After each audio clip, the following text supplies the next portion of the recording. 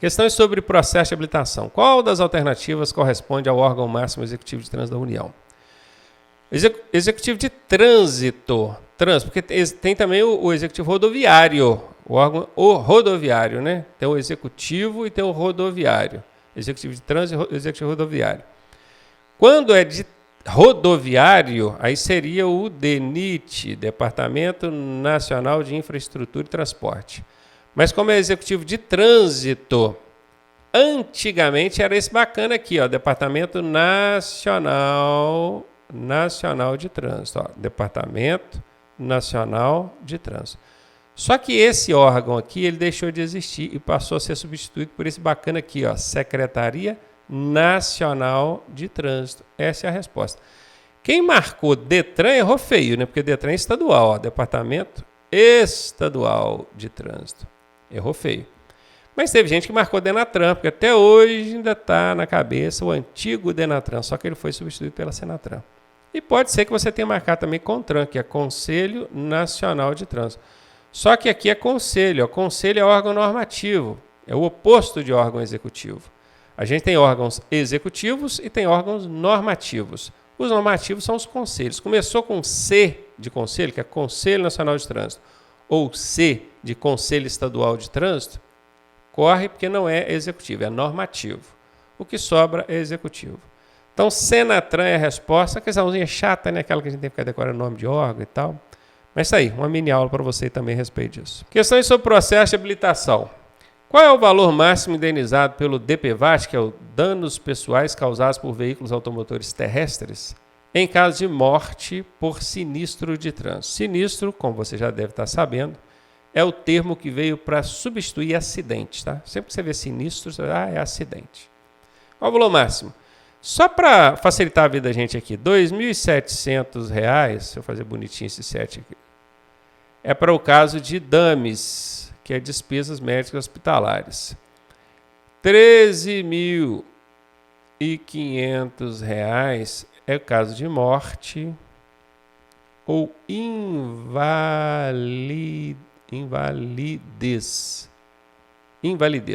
Não morreu, mas ficou inválido, é uma lesão permanente, tá? Pode ser total ou parcial essa lesão. Então tá aí, regrinha simples, R$ 2.700 em caso de despesas hospitalares, R$ 3.500 em caso de morte ou invalidez permanente. Qual que vai ser a resposta?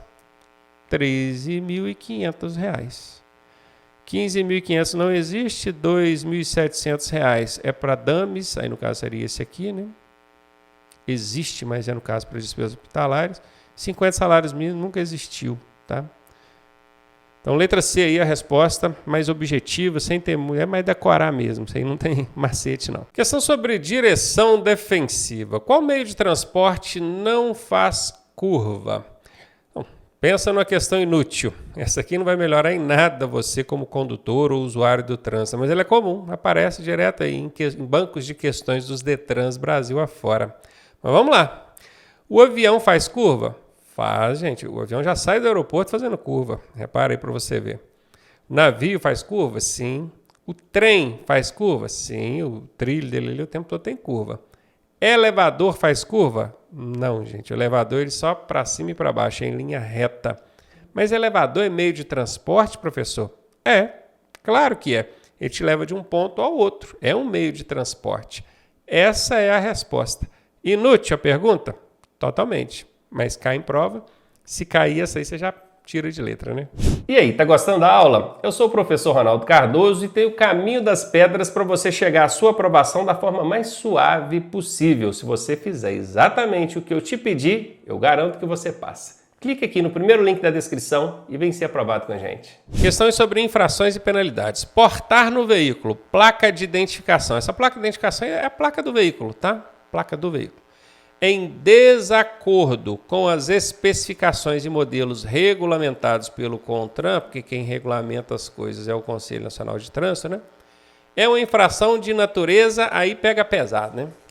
É o Detran querendo saber se é leve, média, grave ou gravíssimo. São mais de 500 condutas infracionais. Eu, com 25 anos de profissão, não decorei todas, absolutamente. Eu até tenho um macete que ajuda a dar uma filtrada. E o macete, esse macete, ele tem aplicabilidade de 60%, ele tem uma aplicabilidade baixa. Isso aqui significa que de cada 10 vezes que você utilizar esse macete, 6 vai funcionar, 4 não vai. Ah, professor, então não é confiável. Ele é confiável, 60% confiável. É melhor você usar um macete que te dá 60% de chance de acertar do que chutar aleatoriamente. Se você chutar aleatoriamente, ó, você tem 4 opções. Se você pegar 100% de chance de acertar e chutar numa, você vai ter só 25% de chance de acertar aleatoriamente. Então é melhor ir no macete, né? Eu gosto de ensinar macete sempre com mais de 80% de aplicabilidade. Mas nesse aqui não teve jeito. Esse é tinhoso, o que dá para fazer é isso. E o macete é o seguinte. Você vai analisar a situação e ver se aquilo oferece risco direto, não é indireto, não, é risco direto à segurança ou à vida. Se sim, a infração é gravíssima ou grave. Mas não, professor, eu não acho que aqui oferece risco direto à segurança ou à vida. Então ela vai ser leve ou média. Beleza? Nesse caso, imagina que o carro está com a placa de identificação do veículo, em desacordo. Ela está lá... Está fora dos padrões regulamentados pelo CONTRAN. O CONTRAN falou que tinha que ser bonitinho daquele jeito, você tem a placa, mas não está bonitinho daquele jeito. É infração. Isso aqui oferece risco direto à segurança. Nossa, que perigo, alguém está correndo um risco ali de vida porque a placa do camarada está fora dos padrões regulamentados pelo CONTRAN. Não tem risco direto, né, gente? Não tem. Sejamos sinceros. Então, essa infração não é nem grave e nem gravíssima. Porque para ser grave ou gravíssima, teria que oferecer risco direto. Eu vou ficar com leve ou média. Aí você vai e chuta. É leve ou é média? Analisa aí. E essas questões de regularidade do veículo normalmente são médias, tá? Regularidade do veículo. Normalmente, não quer dizer que é sempre não. Documentação, por exemplo, é gravíssimo se estiver irregular, né? E nem oferece risco à vida, tá vendo? Por isso que eu falo que a regra é 60% aplicável. Mas aí vamos de média, a resposta aqui é média. Já ajuda, né? Se você tiver que chutar entre duas, você tem 50% de chance de acertar, já melhora bastante. Questão aí sobre infrações e penalidades. Parar o veículo sobre a faixa de pedestres. Na mudança de sinal luminoso, quer dizer, estava fechando o semáforo, você bobeou, quando fechou, você freou, mas freou um pouco tarde. Aí acabou imobilizando o carro sobre a faixa. Isso é infração de natureza o quê? Aí, mais uma vez, a gente tem que saber, né, qual é a natureza da infração, é complicado. Porque são mais de 500 condutas infracionais. Mais de 500. É um livro de mais de 800 páginas, o manual de fiscalização. Nem a polícia, ninguém sabe todas de cor. Eu acho a maior covardia o Detran perguntar a natureza de infração, seco, assim, na lata. Tá? Mas aí tem um macete que ajuda, aquele macete, né? Você vai analisar a situação e observar se aquilo oferece risco direto à segurança ou à vida. Imagina, o sinal fechou, você parou em cima da faixa de pedestre. Isso oferece risco direto à segurança ou à vida? Não oferece, cara. Se oferecesse risco direto, tipo assim, você não parou, passou com o sinal fechado, aí seria um risco direto, porque correria o risco de atropelar alguém em cima da faixa. Mas você parou, mas parou ali com a frente sobre a faixa, pegando um pouquinho da faixa. Depois o pessoal começou a atravessar. Então até existe um risco indireto, né, à segurança desses pedestres. Mas risco direto à vida, à segurança, não. Então se não oferece risco direto, você já pode eliminar aqui a grave e a gravíssima, tá? Se não oferece risco direto à segurança ou à vida, você já pode eliminar a grave ou a gravíssima. Aí você vai chutar entre a leve e a média, aí você já tem 50% de chance de acertar, tá? Nesse caso, a infração é média. Quando o sinal fica no vermelho e você imobiliza sobre a faixa pedestre, é infração média.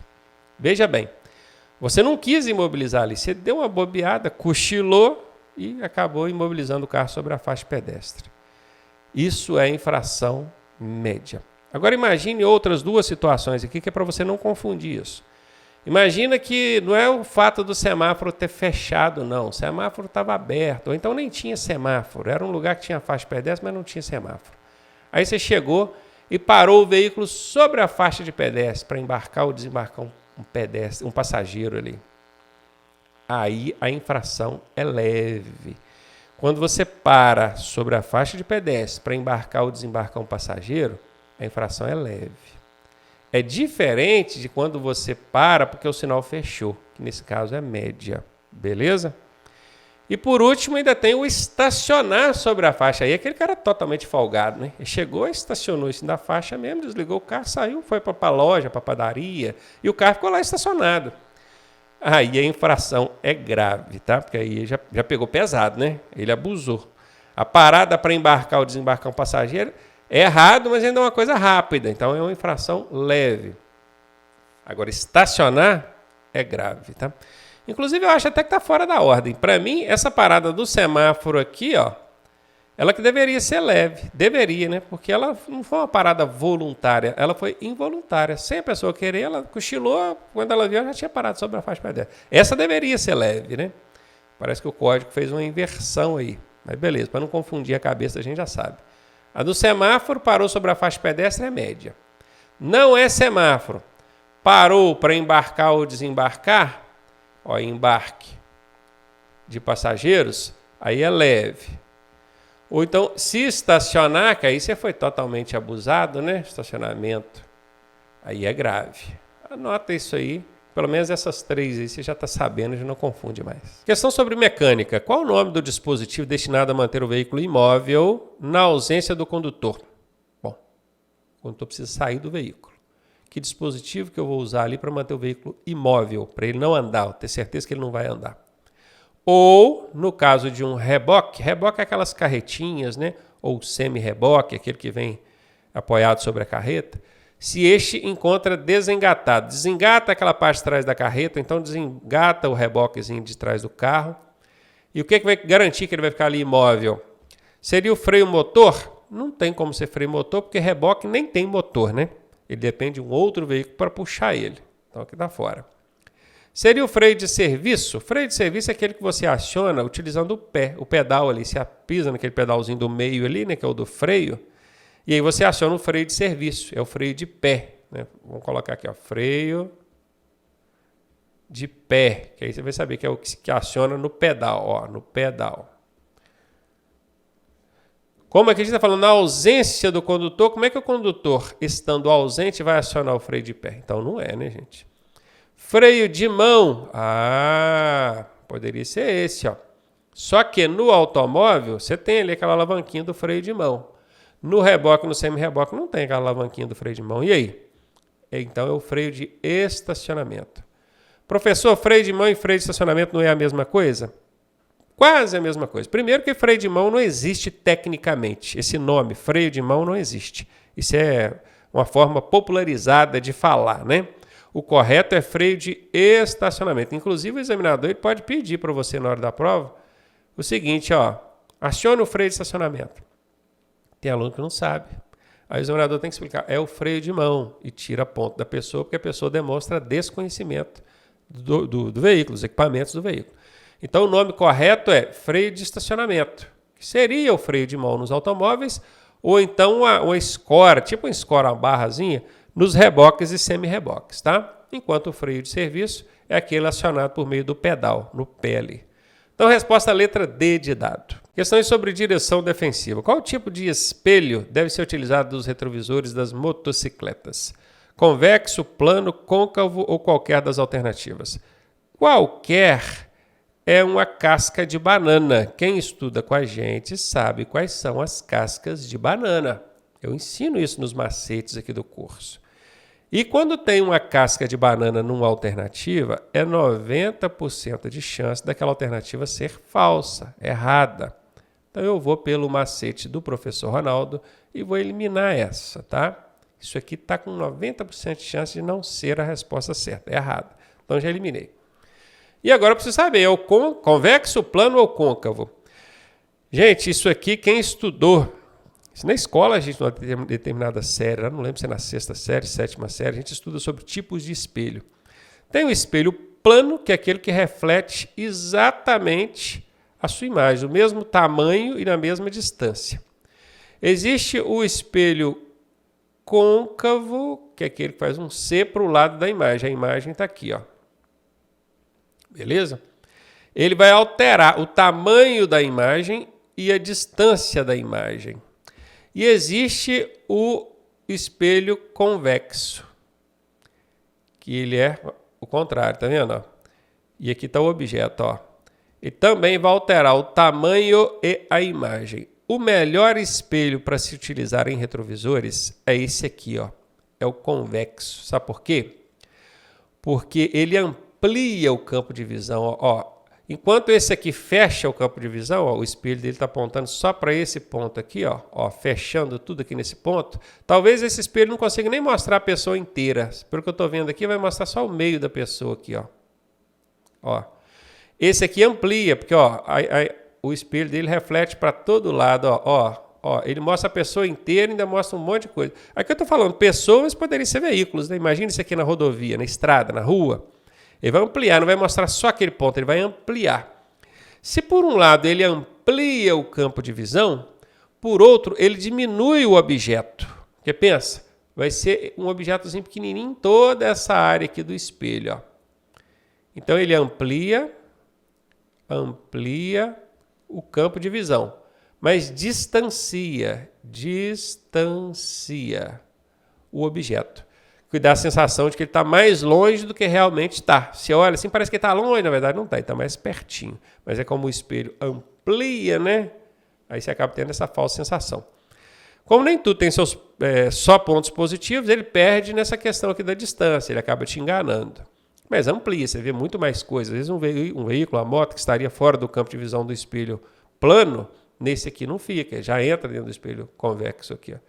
Então, esse é o tipo de espelho, ó, guarda aí, mais adequado para você utilizar em retrovisores de veículos, principalmente em motocicleta, tá? É o convexo, aquele, ó, que a barriguinha está para o lado do objeto, ele amplia o campo de visão. Questões sobre meio ambiente. Qual o tipo de poluição que o ruído causa? Ruído é barulho. Barulho.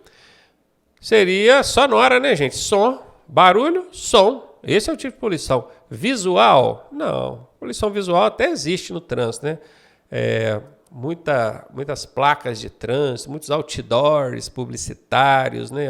As margens das vias, das rodovias, que acaba tirando a atenção da gente, polui visualmente.